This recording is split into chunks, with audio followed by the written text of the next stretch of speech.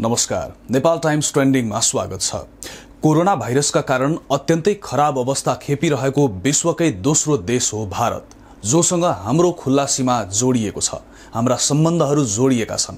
1 अरब जनसङ्ख्या रहेको भारतमा हालसम्म 1,39,00,000 भन्दा धेरै संक्रमित र 1,50,000 भन्दा बढीले कोरोनाका कारण ज्यान गुमाएका छन्। खुल्ला सिमाना र आउजाउ बाक्लै हुनाले भारतमा जोखिम रहन्जेल नेपाल पनि कोरोना मुक्त रहन सक्ने अवस्था कम छ। यस्तो निराश लाग्दो अवस्था भए पनि केही दिन अघि भारतबाटै आशाजनक खबर आएको थियो। त्यो थियो भारतमा कोरोना विरुद्धका 2वटा खोपहरूले आपतकालीन प्रयोगको अनुमति पाए। अर्थात् हाम्रो छेउकै छिमेकी मुलुक जसले खोप बन्न साथ नेपाललाई पनि सहयोग गर्ने प्रतिबद्धता गरेको छ, यहाँ कोरोना विरुद्धको खोप बन्यो। अब भारतसँगै नेपाल र आसपासका अन्य मुलुकहरूले पनि खोप पाउने ढुक्क प्रायको स्थिति बन्यो। कारण थियो भारतमा कोरोनाको खोप बनाएको एउटा कम्पनी सिरम इन्स्टिच्युटले यसअघि पनि विभिन्न खोप तथा औषधिहरू उत्पादन गरेर यस क्षेत्रमा आपूर्ति गर्दै आएको थियो। तर भारतमा खोपले स्वीकृति पाएको 1 दिन पनि नबित्दै उसले तत्काल खोपलाई भारत बाहिर नपठाउने जनायो। साथै निजी कम्पनीलाई पनि बिक्री नगर्ने भारतीय अधिकारीहरूको भनाई सार्वजनिक भए। यसले भारतका छिमेकी देशमा निराशा बढायो। भारतबाट नेपालमा खोप ल्याउने भनेर गरिएको तयारी अब के हुन्छ भन्ने अन्योलता बढाएको छ। यो मात्रै होइन, खोपले स्वीकृति पाएसँगै त्यसमाथि उठाइएका प्रश्न र त्यसको जवाफमा भारतले गरेको झुटा दाबीले पनि अर्को संशय बढाएको छ। खोप बनेपछि कोरोना मुक्त हुने आशमा रहेका भारतीयहरू र नेपाल जस्तै उसका अन्य छिमेकी मुलुकका जनताहरूको आशलाई खोपसँग जोडिएका केही विवादले खिन्न बनाएको छ। त्यो हो परीक्षणको सबै चक्र पूरा नगरी भारतले खोपलाई स्वीकृति दिएको विवाद। अहिले भारतमा यसैलाई लिएर व्यापक आलोचना भइरहेको छ। चिकित्सक तथा सरोकारवालाहरूले समेत यसमा प्रश्न उठाएका छन्। आखिर भारतमा खोपलाई स्वीकृति दिन यति हतार किन गरियो? भारतको सेन्ट्रल ड्रग कन्ट्रोलरले अक्सफोर्डको एक्स्ट्राजेनेका र भारत बायोटेकको खोप प्रयोगका लागि स्वीकृति दिएको छ।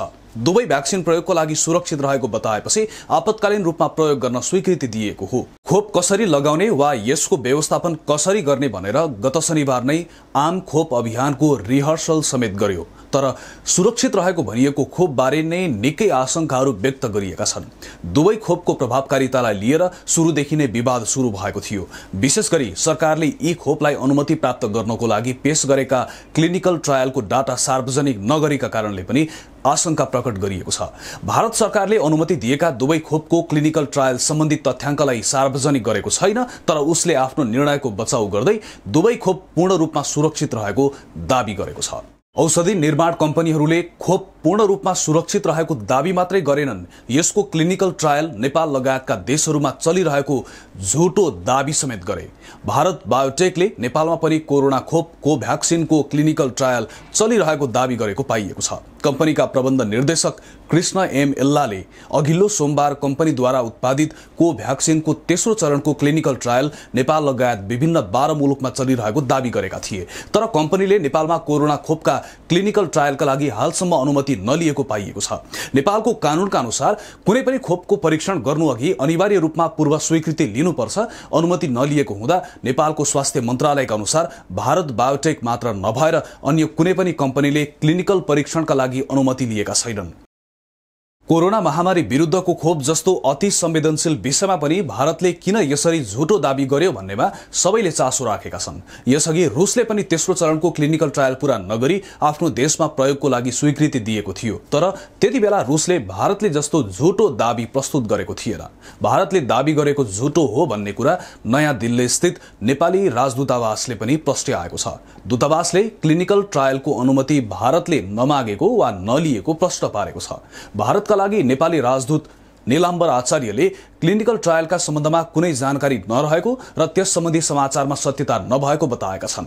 नेपाल सरकारको अनुमति बेगर क्लिनिकल ट्रायल गर्न पाइँदैन र अहिलेसम्म दूतावासमा कसैले त्यसका लागि अनुरोध पनि गरेको छैन। यसैले समाचारमा आएको कुरा सत्य नभएको आचार्यले बताए। स्वास्थ्य मन्त्रालयले पनि नेपाल सरकारबाट कसैले पनि क्लिनिकल ट्रायलका लागि अनुमति नलिएको, अब अवैध रूपमा गरेको भए बेग्लै कुरा हो भन्ने आशयको भनाई व्यक्त गरेको छ। मन्त्रालयको यो भनाइले चाहिँ दालमा केही कालो छ कि भन्ने शंका बढाएको छ। स्वीकृति नलिए पनि अवैध रूपमा भारतले ट्रायल पूरा गर्ने बाहेक भनेको अर्थ के हो? अवैध रूपमा सरकारको स्वीकृति बेगर भारतले वा अरू जोसुकैले पनि नेपालमा क्लिनिकल ट्रायल गर्न पाउँछन्? अनुमति बिना नेपाली नागरिकलाई कुनै पनि मुलुकबाट आएर खोप लगाउन कसरी सम्भव छ? स्वीकृति बिना ट्रायल गरिनु भनेको सिधै ज्यान लिनु बराबर होइन र? सरकारले यस्तो हचुवा जवाफ कसरी दिन मिल्छ? भारतले सीधासीधी नेपाल लगायतका अरू देशमा क्लिनिकल ट्रायल गरिरहेको भन्ने दावी गरेपछि नेपाल सरकारले त्यो दावी झुटो हो भन्ने कुरा अन्तर्राष्ट्रिय समुदायले बुझ्ने गरी राख्नुपर्ने थियो। तर मन्त्रालय आफै अवैध रूपमा गरेको बाहेक हामीसँग कसैले स्वीकृति लिएको छैन भन्ने जवाफ मात्र दिएर बसेको छ। सेरमद्वारा उत्पादित कोभिसिल्डको हकमा विदेशमा गरिएको क्लिनिकल ट्रायलको तथ्याङ्क पेश गरिएको थियो भने भारत बायोटेक र आईसीएमआरद्वारा विकसित कोभ्याक्सिन खोपको त अझै तेस्रो चरणको क्लिनिकल ट्रायल जारी रहेको र केही दिनपछि त्यसको तथ्याङ्क पेश गर्ने प्रतिबद्धता जनाएको थियो। त्यही प्रतिबद्धतालाई आधार बनाएर बायोटेकद्वारा उत्पादित कोभ्याक्सिनलाई आपतकालीन प्रयोगको अनुमति दिइएको बुझिएको छ। यसकारण पनि कोभ्याक्सिन खोपको अनुमतिलाई लिएर सुरुदेखि नै बढी विवाद भएको हो। तर कम्पनीले भने अनुमति पाएको भोलिपल्ट नै भर्चुअल पत्रकार सम्मेलन गर्दै त्यसको प्रतिवाद गरेको थियो। कम्पनीका प्रबन्ध निर्देशक ऐल्लाले त्यही पत्रकार सम्मेलनमा आफ्नो कम्पनी खोप उत्पादनमा निकै अनुभवी भएको र खोपको प्रभावकारितालाई लिएर अनावश्यक रूपमा प्रश्न उठाइएको दावी गर्दै नेपाल लगायतका विभिन्न 12 मुलुकमा तेस्रो चरणको क्लिनिकल ट्रायल जारी रहेको दावी गरेका थिए। तर भारतमै पनि खोपको प्रभावकारितालाई लिएर प्रश्न उठिरहेका बेला नेपालमा क्लिनिकल ट्रायल गरेको भन्ने कम्पनीको झुटो दावीले उसको उत्पादनको विश्वसनीयतामाथि प्रश्न उठ्ने मात्र नभएर सबै खोपहरूका सम्बन्धमा आम मानिसमा भ्रम सिर्जना हुने विशेषज्ञहरूको भनाइ छ। नेपालले भारतसँग औपचारिक रूपमै खोप उपलब्ध गराउन आग्रह गरिसकेको छ। भारत सरकारले पनि नेपाल लगायत छिमेकी देशलाई भारतभित्र उत्पादित खोपमा प्राथमिकता दिने बताउँदै आएको छ। तर बायोटेकको यस किसिमको दावीले थप शंका जगाउने मात्र नभएर खोपकै सम्बन्धमा भ्रम परिसृजना भएको छ। यस्तो बेला भारतबाट अहिले खोप ल्याइहाल्न कति उचित हुन्छ भन्ने प्रश्न पनि सँगै उब्जिएको छ। खोप निर्माण कम्पनी, यसलाई स्वीकृति दिने संस्था तथा भारत सरकारले यति बेला खोपका बारेमा विश्वसनीयता बढाउनु पर्ने थियो। खोप लगाउनको लागि सर्वसाधारणलाई मनोवैज्ञानिक रूपमा तयार पार्नुपर्ने थियो। यसका अनावश्यक भ्रम र झुटो दावी गरेर खोपको प्रतीक्षामा बसिरहेकाहरूलाई थप निराश बनाएको छ। All India drug action network, जो भारतमा स्वास्थ्य क्षेत्रको एउटा वाचडगको रूपमा रहेको छ, यस संस्थाले पनि एउटा अधुरो अध्ययन भएको खोपलाई मन्जुरी दिनुको पछाडिको वैज्ञानिक तर्क पनि बुझि नसक्नुको छ भन्दै कटाक्ष गरेको छ। केही हप्ता पर्खिएर क्लिनिकल ट्रायल पूरा गरेर खोपको प्रभावको नतिजा आएपछि मात्रै स्वीकृति दिनुपर्नेमा भारत सरकारले किन यति हतार गर्यो भन्ने प्रश्न भारतकै स्वास्थ्य विज्ञहरूले उठाएका छन्। यस्तोमा भारतमा पनि भर परेको नेपाल सरकारले खोप आयात गर्नको लागि कसरी अगाडि बढ्दा उपयुक्त होला? तपाईका सुझाव अवश्य व्यक्त गर्नुहोला। नेपाल टाइम्सको युट्युब च्यानल सब्स्क्राइब गर्नुहोस्, फेसबुक पेज लाइक गर्नुहोस्। ताजा खबरहरूको लागि नेपाल टाइम्सको अनलाइन पोर्टल www.nepaltimes.net मा गएर पनि हेर्न सक्नुहुनेछ। नेपाल टाइम्स हेर्दै गर्नुहोला। नमस्कार।